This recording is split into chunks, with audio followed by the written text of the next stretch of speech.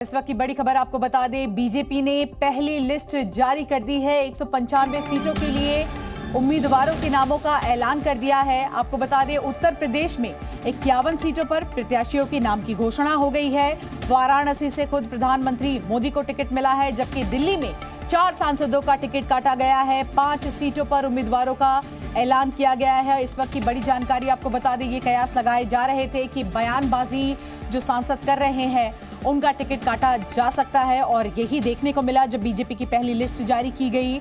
दिल्ली से 4 सांसदों का टिकट कटा, वहीं 5 सीटों पर उम्मीदवारों के नाम का ऐलान हो चुका है। और अगर वाराणसी की बात करें, प्रधानमंत्री नरेंद्र मोदी का संसदीय क्षेत्र है, तो सबसे पहले वहीं से पीएम मोदी के नाम का भी ऐलान हुआ है। और अब ये देखना है कि जो बाकी राज्य बचे हैं और बाकी जो लोग बचे हैं, सांसद बचे हैं, दूसरी लिस्ट कब आती है। लेकिन कहीं ना कहीं बीजेपी की इस लिस्ट के बाद आप देखिए कि विपक्ष भी लगातार प्रहार कर रहा है। पवन खेड़ा का बड़ा बयान सामने आया है। उन्होंने ये कहा कि जिन सांसदों को टिकट नहीं दिया गया, क्या वो नकारे थे। लेकिन बीजेपी ने अब अपनी पहली लिस्ट जारी कर दी है। इसमें ये साफ हो गया है कि कौन सी सीट पर कौन चुनाव लड़ेगा। और इसी के साथ साथ हम आपको इस खबर से जुड़ी 3 बड़ी बातें बता देते हैं। देखिए, बीजेपी की पहली लिस्ट जारी हो गई है। 195 उम्मीदवारों को टिकट मिला है। वाराणसी से पीएम मोदी ने खुद को कहे तो बीजेपी ने उन्हें टिकट दिया है, और पहली लिस्ट में यूपी से 51 नाम है। वहीं दिल्ली की अगर हम बात कर ले तो 4 सांसदों का टिकट काट दिया गया है। ये वही सांसद है जिनके बयान को लेकर लगातार कहीं ना कहीं विवाद चल रहा था, और विवादित बयानों के लिए ये जाने जा रहे थे, और ये कहा जा रहा था कि पार्टी इन पर कार्रवाई करेगी। तो वो कार्रवाई यहां पर देखने को मिल रही है। वहीं 5 सीटों पर उम्मीदवारों के नाम का ऐलान हो गया है दिल्ली में भी, और इंतजार करना होगा बची हुई सीटों पर जो उम्मीदवार हैं उनके नाम का ऐलान कब होता है। इसमें आप देखिए, सुषमा स्वराज की बेटी जो है बांसुरी स्वराज, उनको मौका दिया गया है। पवन सिंह जो कि भोजपुरी सुपरस्टार है, उनको मौका दिया गया है।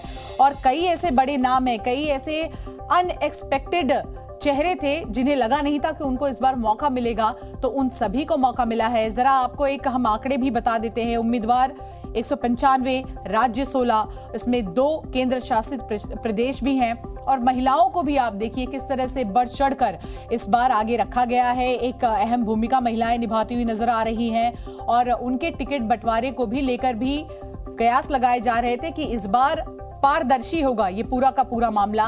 महिलाओं को जिनको टिकट मिला वो खुश भी नजर आई, उनके बयान भी सामने आए। और इस वक्त आप देखिए, बीजेपी की पहली लिस्ट जारी कर दी गई है। 195 उम्मीदवारों को टिकट मिला है। वहीं वाराणसी से पीएम मोदी को टिकट मिला, और पहली लिस्ट में सबसे ज्यादा अगर हम नाम कहें तो उत्तर प्रदेश के, यानी कि 51 नाम है।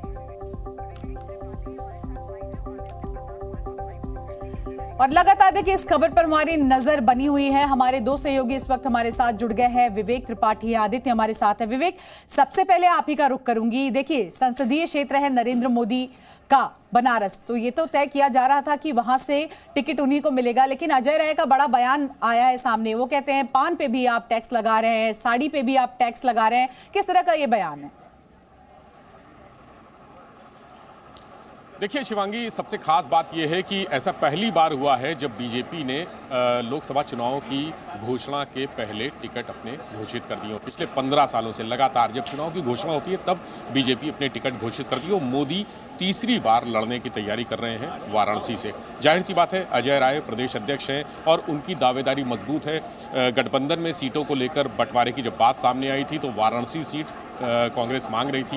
हालांकि सपा ने अपना कैंडिडेट वहां से उतार दिया था ऑलरेडी। अब सपा अपना कैंडिडेट हटाकर वहां से नाम वापस ले रही है, और वाराणसी सीट कांग्रेस को सौंपी है। वहां से अजय राय बड़ा चेहरा हो सकते हैं, चूंकि वो प्रदेश अध्यक्ष भी हैं, और मोदी के इसके पहले 2014 में वो मोदी के खिलाफ चुनाव लड़ भी चुके हैं। तो अब दूसरा टर्म है उनका, दूसरी बार वो लड़ने की तैयारी कर रहे हैं। ऐसे में उनकी ये बयानबाजी मोदी की घेराबंदी है। प्रधानमंत्री नरेंद्र मोदी को घेरने की कोशिश कर रहे हैं इस तरह के बयान जारी करके, और कांग्रेस इसको लेकर हमलावर भी है। चाहे मोदी की जो भी पॉलिसी हो, जो बातें हो, उसको लेकर लगातार राहुल गांधी, अखिलेश यादव, अजय राय, ये तीनों तंज कसते रहे हैं। और अब अजय राय, चूंकि अभी टिकट की घोषणा नहीं हुई, लेकिन कल और परसों 2 दिन ऐसे हैं जब कांग्रेस के 17 सीटों पर टिकटों की घोषणा हो सकती है, और अजय राय को वाराणसी से उम्मीदवार बनाया जा सकता है। तो ऐसे में उनकी बयानबाजी एक राजनीतिक स्टंट कही जाएगी कि वो राजनीतिक स्टंट के तहत अपनी ज़मीन बनाने की कोशिश वहाँ पर कर रहे हैं वाराणसी में, और वहाँ से मोदी को टक्कर देने के लिए एक जो मूड होता है, वो जनता का जो माहौल होता है, वो तैयार कर रहे हैं वहाँ वाराणसी की ज़मीन से। और टिकटों की घोषणा के बाद अजय राय, चूंकि उनको ये आश्वासन दिया गया है आला कमान की तरफ से कि वहां से वाराणसी से टिकट उन्हीं को मिलेगा, चुनाव साफ तौर पर। विवेक देखिए, अभी तो पहली लिस्ट जारी हुई है और किस तरह से विपक्ष लगातार प्रहार करता हुआ भी नजर आ रहा है। लेकिन रुक कर लेते हैं आदित्य का भी। आदित्य, ये लगातार विवादित बयान देने वाले नेता, कहीं ना कहीं कहा जा रहा था कि इन पर एक्शन लिया जाएगा। अब एक्शन ये लिया गया है कि उन्हें टिकट ही नहीं मिला है। वहीं पवन खेड़ा ये कहते नजर आ रहे हैं कि जिनको टिकट नहीं दिया गया, क्या वो नकारे थे? बिल्कुल, देखिए पार्टी ने किस नीतिगत तौर पे, और खासकर दिल्ली में देखा जाए तो कल 5 टिकटों की घोषणा हुई जिसमें 4 नए चेहरे हैं। और इन 4 में चारों चेहरे ऐसे हैं, 3 चेहरे ऐसे हैं जो लगातार बीजेपी के हिसाब से वार्डों में काम करते हुए आए, पार्षदों के तौर पे काम करते हुए आए, जिले में काम किया और उसके बाद कहीं ना कहीं पार्टी ने उनको तय किया। अब लोकसभा की उम्मीदवारी है। हमारे साथ इस समय चांदनी चौक लोकसभा से प्रत्याशी प्रवीण खंडेलवाल जी हैं। प्रवीण जी, कल ही आपका नाम घोषित हुआ। लगातार विपक्ष अब आरोप लगा रहा है कि क्या जो लोग सिटिंग सांसद थे वो लोग नकारे थे। पवन खेड़ा का बयान आया। आपकी घोषणा चांदनी चौक से होती है, आपसे पहले भी वहां सांसद थे, उनका टिकट कटा, आपको नई टिकट मिली, क्या कहेंगे पार्टी के सिस्टम? देखिए, कांग्रेस का जो रवैया वो बिल्कुल नकारात्मक है। भारतीय जनता पार्टी के संगठन को हमें समझना चाहिए कि हम सब भाजपा के अनुशासित सिपाही हैं और जो भी निर्णय हमारा नेतृत्व करता है हम सब लोग उस निर्णय को शिरोधार्य करते हैं। तो निश्चित रूप से पार्टी का निर्णय है, इसमें कहीं ऐसा नहीं है कि किसी का अपमान हो गया या कैसा कुछ हो गया, ऐसा कुछ भी नहीं है। पार्टी हर एक के लिए कोई ना कोई भूमिका तय करती है, तो ये भूमिका की जिम्मेदारी इस बार पार्टी ने मुझे दी है, तो उसका स्वागत है। एक बहुत छोटे कार्यकर्ता को बड़ी जिम्मेदारी दी है और हम पूरी शिद्दत के साथ उस जिम्मेदारी को निभाने वाले हैं। बिल्कुल शिवांगी, और बड़ी बात यह भी है कि दिल्ली में जिस तरीके से चेहरे बदले गए, चाहे बंसुरी स्वराज को मीनाक्षी लेखी की जगह लाया गया या इसके अलावा कमलजीत शेरावत जो एमसीडी में बीजेपी का प्रतिनिधित्व कर रही थी, मेयर रही पूर्व में, अभी वर्तमान में द्वारिका से पार्षद थी, उनको एकदम से लोकसभा में लेके आना कहीं ना कहीं वाकई में एक बीजेपी की स्ट्रेटेजी थी। शायद लगातार जिस तरीके से सुझाव मांगे जा रहे थे उसके आधार पे भी बीजेपी द्वारा काम किया गया। बिल्कुल साफ तौर पर आदित्य, और देखिए विवेक भी हमारे साथ लगातार बने हुए हैं। विवेक, जिस तरह से हमने देखा कि सीटों का जब ऐलान हुआ, पहली लिस्ट जारी कर दी गई और सबसे ज्यादा यानी कि 51 जो उम्मीदवार हैं वो उत्तर प्रदेश से ही देखने को मिले हैं। इसी बीच किस तरह से आप देखिए जयंत चौधरी की भी मुलाकात हुई है, जेपी नड्डा से लेकर गृह मंत्री अमित शाह तक। तो जो बाकी की चीजें जो हैं वो लगातार बनी हुई है। आपके पास मैं लौटूंगी, लेकिन आदित्य का रुख कर लेते हैं। आदित्य, लगातार आपके साथ हम देख रहे हैं कि खंडेलवाल जी मौजूद है। एक सवाल जरा उनसे ये जरूर पूछिएगा कि जिस तरह के नामों का ऐलान किया गया है, क्या उम्मीद की जा रही थी? बिल्कुल प्रवीण जी, वाकई में एक सवाल ये आ रहा है कि जिस तरीके से नामों का घोषणा हुई, आपको भी कल अचानक से पता लगा होगा, पहले तो बीजेपी कभी बताती नहीं, तो ये उम्मीद थी कि ऐसे नाम बदल के आ जाएंगे? देखिए, जिस प्रकार के निर्णय माननीय प्रधानमंत्री जी लेते हैं, अक्सर हमने देखा है कि वो सब चौंकाने वाले निर्णय होते हैं, लेकिन उन निर्णयों का दूरगामी प्रभाव होता है। और जिस प्रकार से कल जो भी निर्णय लिए गए, तो निश्चित रूप से जो आम कार्यकर्ता है उसको जिम्मेदारी देने का प्रयास हुआ है। चाहे दिल्ली में जिन चारों को अभी तक दिया गया है, तो उसमें यदि हम मनोज तिवारी जी को छोड़ दें तो बाकी हम 3 लोग जो हैं वो निश्चित रूप से ज़मीन के कार्यकर्ता हैं और ज़मीन से उठा करके एक जिम्मेदारी पार्टी ने दी है। तो ये केवल भारतीय जनता पार्टी में ही संभव है। यहाँ कोई ऐसा सिस्टम नहीं है कि आप किसी के आगे पीछे घूमो तो आपको टिकट मिलेगा। कल तक आपको जानकारी थी कि आपको टिकट मिलने वाली?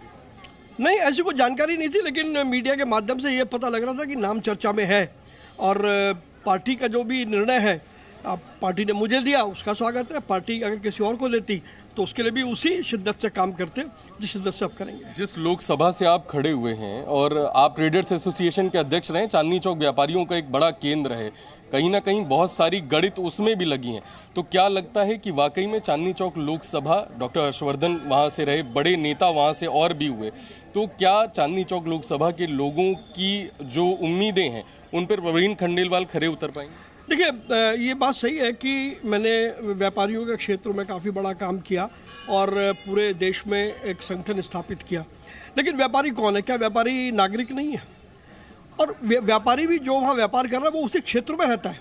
इस क्षेत्र की खूबसूरती ये है कि उसी क्षेत्र में वो व्यापारी रहता है, और क्योंकि मैं उस क्षेत्र में पला बड़ा हुआ हूँ, मैं वहाँ रहता हूँ, सारी चीज़ें हैं, तो मुझे बहुत नज़दीकी से इसका पता है। उसके साथ साथ प्रधानमंत्री जी का नेतृत्व है और सशक्त भाजपा कार्यकर्ताओं की टोली है, टीम है, तो उसमें कई चीज़ों को समझने में कोई फ़र्क नहीं आने वाला।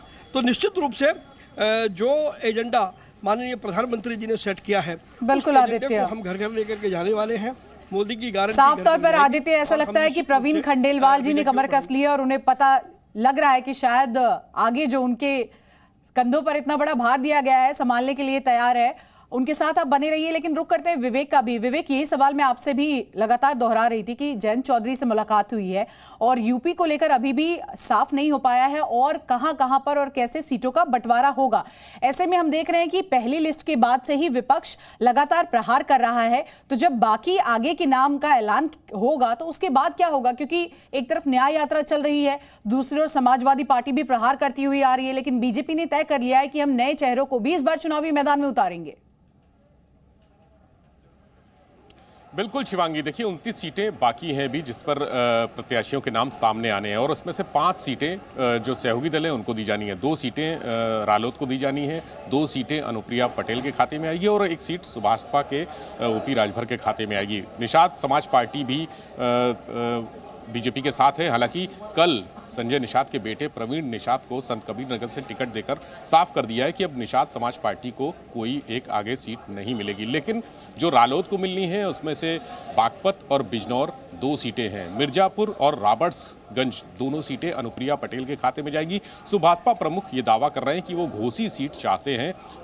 घोसी सीट उनके लिए तय भी हो गई है। जो बीजेपी के सोर्सेज हैं वो ये बता रहे हैं कि घोसी सीट सुभाषपा को दी जाएगी, जहां से उनका प्रभाव ज़्यादा है, उनका वर्चस्व ज़्यादा है। चूँकि दारा सिंह चौहान वहाँ से विधायक रहे और इसके पहले मंत्री भी रहे, वो भी अब बीजेपी में आ गए हैं। तो दारा सिंह चौहान और सुभाषपा के ओपी राजभर का कॉम्बिनेशन मिलके घोसी सीट पर अपना प्रभाव ज़्यादा साबित कर सकता है, वहाँ की सीट जिताने में ज़्यादा अपनी भूमिका निभा सकते हैं। बीजेपी का जो वोट बैंक है, कोर वोट बैंक है, वो तो साथ रहेगा ही, लेकिन सुभाषपा के पास जो वोटर्स हैं वहाँ 2 से 2.5 लाख वोटर बताए जाते हैं घोसी सीट में सुभाषपा के पास है। तो ऐसे में इन सीटों में जो सहयोगी दलों की सीटें हैं उनको लेकर विपक्षी दल इसलिए हमला कर रहा है क्योंकि जाहिर सी बात है कांग्रेस चाहती थी कि रालोद उनके साथ आ जाए, पूरा इंडिया गठबंधन और मजबूत हो, पश्चिमी उत्तर प्रदेश में जो इंडिया गठबंधन है उसको ज़्यादा से ज़्यादा सीटें मिले। समाजवादी पार्टी का साथ छोड़ा तो अखिलेश यादव जयंत चौधरी पर हमलावर हैं। अब वो कह रहे हैं कि वो लालच में आ गए। उन्होंने आरोप लगाए कि पैकेज दिए गए तमाम, चाहे वो एमएलसी चुनाव हो, चाहे राज्यसभा चुनाव हो। विवेक, एक अहम सवाल ये भी हो जाता है कि देखिए तमाम नेताओं को टिकट दिया जा रहा है, उम्मीदवारी जो है वो कहीं ना कहीं